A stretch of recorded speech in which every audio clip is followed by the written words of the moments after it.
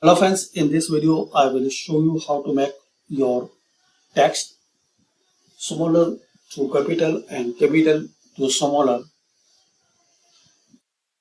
Like we have this data.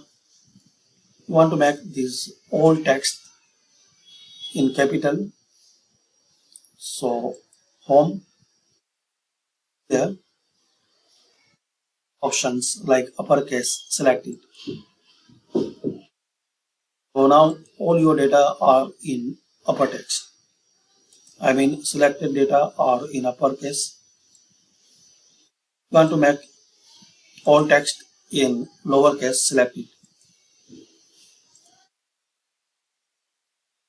So this way you can make uppercase or lowercase data and text in your Word document.